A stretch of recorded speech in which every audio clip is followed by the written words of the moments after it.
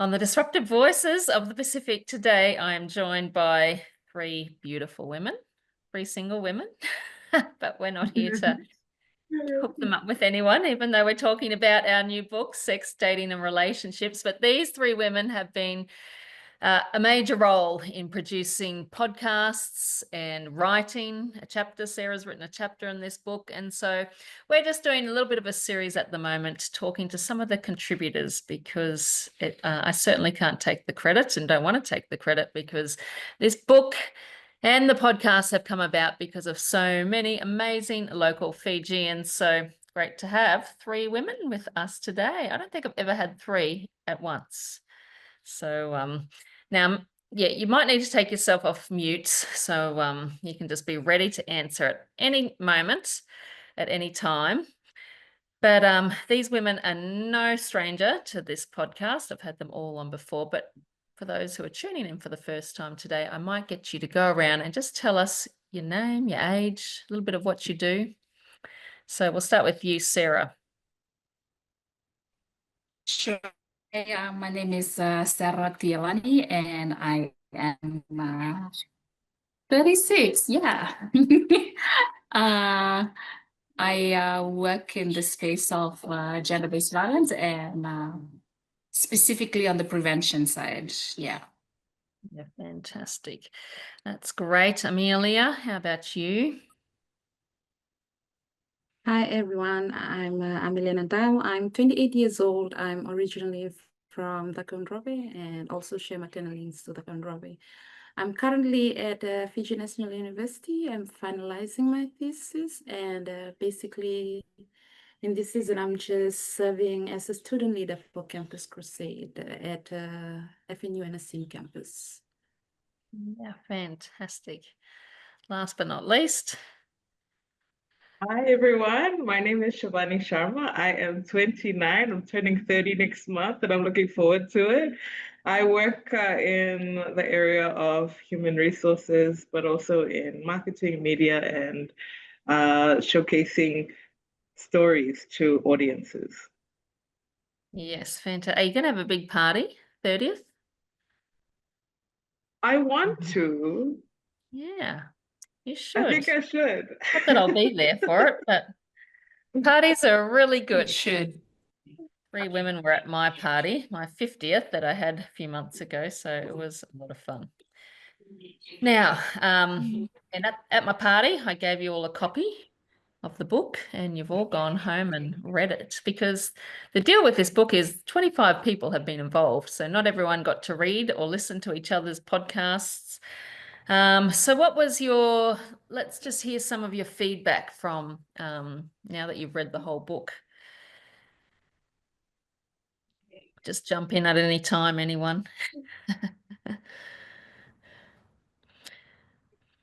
I loved it. I love that the topics were just well written by each person, and even the podcast, because I've listened to some of the podcasts as well. And so I love that it was written by someone I could relate to, Pacific Islanders, that's what I meant. And so I just love that, just going through the book and seeing different topics and knowing like, oh wow, like I'm so glad that someone who is a teenager now can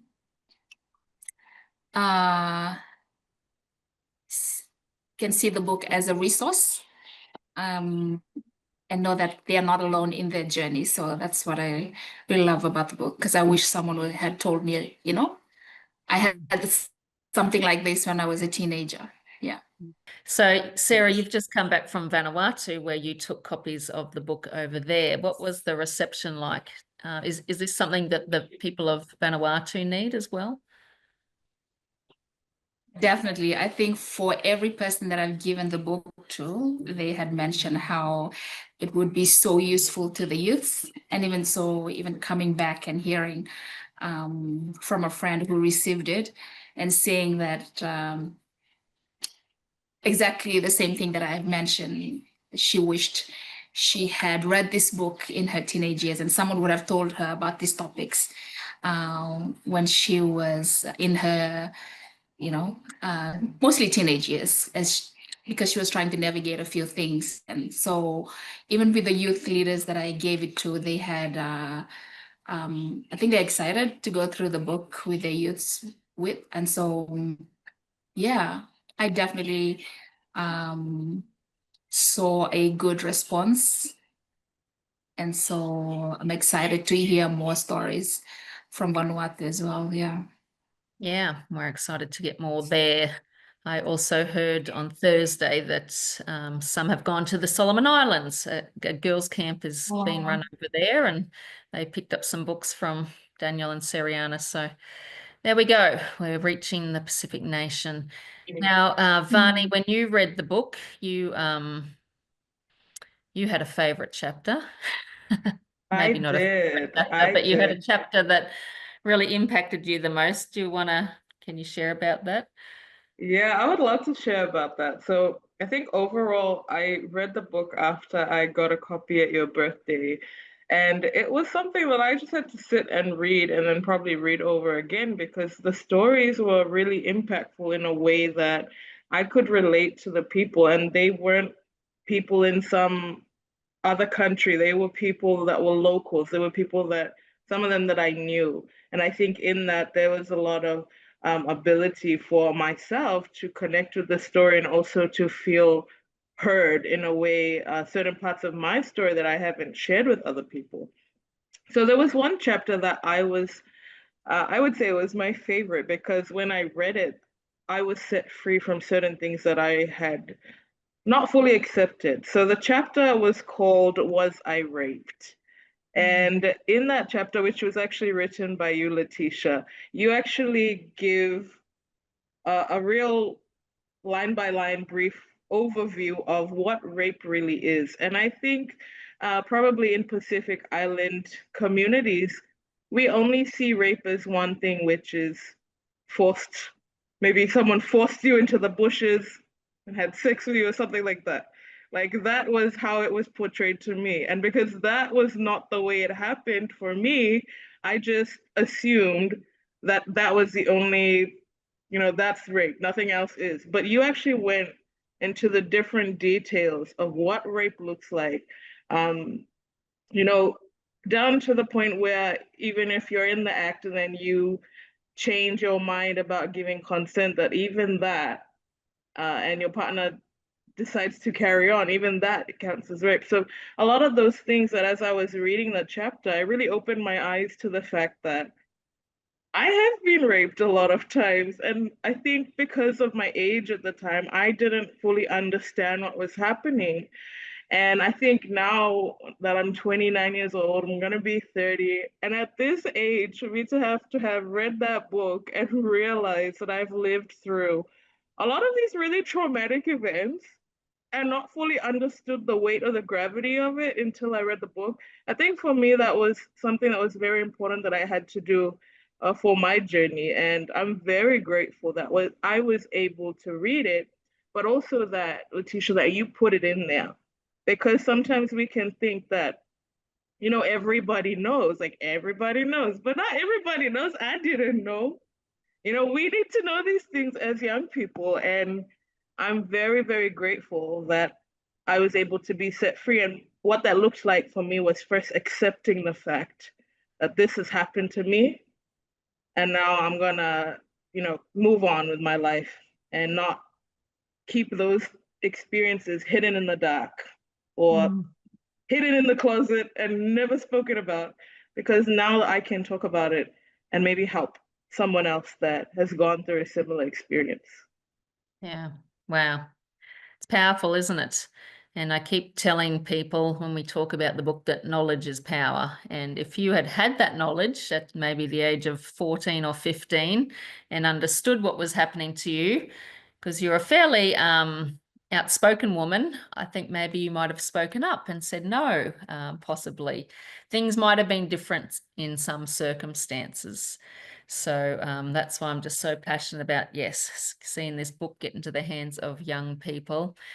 For you, Amelia, I know you read the book pretty fast as well because it's nice and thin. It's quite easy. A lot of good stories. So it's not just, content, but a lot of good stories. What was what struck out to you about the book? You'll just have to take yourself off mute. Yeah, I was fast in the beginning, but I think as I go deeper into some of the chapters, I had to, because it was a bit emotional and triggering some of the memories, and I had to slow down. I had to slow down a bit, and but I really loved it.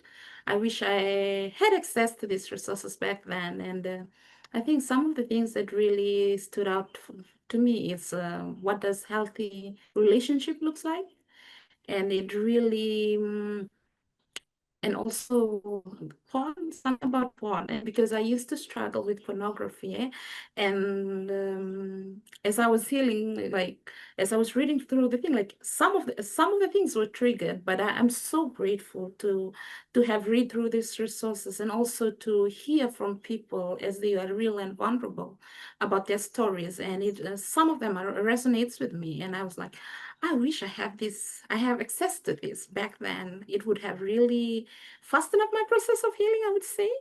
And yeah, I loved it. And I was recommending it to my students at Corinne Vienna Sinu campus. And I was telling them, if you want to read, you can, feel free to come in. I have a book here which you can borrow, and then you can return it to me or give it to somebody else. Yeah. Once you lend it out, you'll never see it again. Yeah, I think so. And I know each of you women have said, oh, I wish we had this when we were younger, but you're reading it now and you are still single. Do you think it's still helpful for you in moving forward, even in your 20s and 30s, Amelia? Is this going to help you set you up for healthy relationships? Oh, yes. Absolutely, yes. I think like reading through it, it also like it helps me identify as I was talking with someone, and then like to see like the red flags and the green flags in relationship, and being able to have this resource and read through it. Like when I go through when I'm talking with someone, like I was like, no, these are red flags. I don't think so. Yeah, and it also breaking up well. I think yeah, I did break up well after that. And I love this book. Well, I hope you don't need that chapter too many more times. Yes, true. That's so But true. it's just good practical, isn't it? Now, Sarah, you do have a chapter on living singleness with purity and purpose. Firstly, what's it like to have a published a chapter of yours published that's going around the nations? Because I'm giving them to Fijians in Australia too. Actually, I don't know how to feel about it.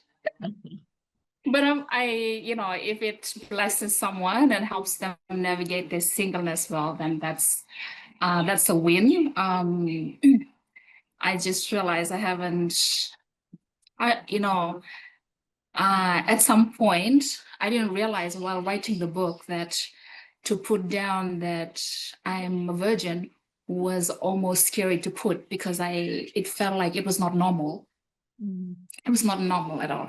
And I was like, why am I feeling this way? And I had to unlearn that, because the normal in society was, just giving your body, to test the waters. Sometimes people do that through dating. And it was a bit scary putting it on. And I had to really sit with the Lord and ask the Lord to, like, oh my gosh, like I didn't realize that I had, that I had believed that as normal, even though I would say that, I'm waiting on marriage and to actually experience the beauty of sex. So it was interesting. So I'm just glad that if it could go out, and because especially in the church and how we are always asked, who are you marrying? When are you going to get married? Like, having those questions being shoved at you sometimes can be very, pressuring. And so you end up with, there's always that pressure as well now and then to, like, okay, maybe I should just end up with the next person. because people want to see. But like, I hope that when people read it, it'll just help them just like, okay, just sit, breathe, singleness is a gift. And hopefully they can navigate it better. It's not easy though. Mm. Let me just say, being in your 30s and having to deal with the hormones and every other thing, it's not easy, but it's possible. So I hope, yeah. Possible. And I appreciated your honesty with your story and your journey. Is it confronting to see it written on paper, and know that it's going out to thousands of people? Not so much now. Yeah, I think I'm just like, you know what? I wish someone like me who was in her 30s could share her singleness journey when, but yeah, so not so much, yeah. Yeah, that's it. Vani, you have 4 children. I got the number right? 4. That's Only 4. right. Is this book helpful in equipping you to speak to your kids? It actually is, because I've got 2 teenage daughters. So they're around the age that I was at when I was getting involved in all these things that I shouldn't have been involved in. So I am actually looking forward to going to Samoa soon and giving them the book to read, because I know they need it. And I think now, having read it, it actually takes me back to me at their age. And I think it's made me more intentional as a mother to actually communicate to them about the different things that they're navigating as 13 and 14-year-olds. Yeah, wow. No, that's great. Well, it's great that we have a resource that can get into their hands. And constantly I have, whatever country I'm in and wherever I'm meeting up with Fijians, constantly I have them telling me that they're watching our podcasts. Even a mother in England, a Fijian mother in England last week told me she's been watching them with her son. So I love that again. Yeah. You guys are producing resources for your own people that are just so powerful. If you had picked up this book at 13, what would you have done differently maybe in your relationships? It's a big question to ask. That's a good question. I think one of the things that I identify, if I had access to this resource when I was 13, one of the things I realized, I would not have been addicted to pornography, because later on in life, like I was in my uni when I started watching pornography. And I think I would have also made the right choices and enjoy being single and healed first from the sexual abuse that happened to me. And then moving on from there, then I can only make the right choice when it comes to relationship, because I realized like the unresolved pain and trauma that I got from being sexually abused at a young age, it leads me to make as this saying that goes, like, you settle down for your level of brokenness. Like, I couldn't really identify what is healthy, because I myself am not working on my healing journey, and I'm not healed to make the right decision for the right kind of man to come along. Yeah. And I just made decision out of my brokenness. Yeah, I really wish that I had this when I was 13. Yeah, thank you for that question. Yeah. And that's a powerful thought, that we stay at our level of brokenness. The great news is now you are healing, and you're helping to heal so many other young women in Fiji. And we did a podcast with Sera and Amelia last year on the importance of healing as well. Go back and look at some of the episodes with Vani. We've done quite a number with her. Some of the lies you believe while you're in toxic relationships. I loved that one. So just powerful stories. Look, we're about to finish. Any last final words? I know each of you, Vani's got children. Sera and Amelia work closely with young people in Fiji. Why is it vital that when this book comes out, that that young people should be reading it? Why would you encourage them to read it, Sarah? I would encourage them to read it because it has some topics in there that will help them navigate different seasons. Yesterday, I was actually looking at the one that on pregnancy, and I really love how how Sariana had put it. And as I was reading it, I was like, wow, like now, someone who would be going through something like this and reading this resource, or someone who've read it and has someone in their lives, could help that person better and navigate that better, just to like not panic, and this is what you do, this is how you go about things. And it was just so practical, and I really love, and that's just an example of how this resource can be a very good tool to not only teenagers, but to parents as well, to guardians, to those of us who are, work with young people. And yeah, I think it's for everyone. I have to be honest, like it'll just help us navigate things better with these different topics. Yeah. So please read the book. I've had married people tell me that it's helped them with their marriage. So it is for everyone, but we particularly want to get it out. Any final words from you, Vani, then Amelia? I think for me, I have loved this book, and I also really love the part about the relationships, because I haven't had a relationship for almost 10 years. So I think it's also good if you're single to prepare you for the different flags you may encounter and not to believe lies. So I think that's what I would say as well. Yeah, good. You, Amelia? I would really encourage young people, and also I think it's for everybody else, but for young people, like it will really help them navigate the different seasons in their life, as they are asking questions, or even if they've gone through hurt like that. I think like even by reading this, it can also provide a practical way in healing, and also like give them more knowledge and awareness of the different season, because people that are writing this, that are sharing the story in this book, is real and vulnerable, and I would really suggest young people to read this book. You loved it. I loved it. I wish I had when I was young.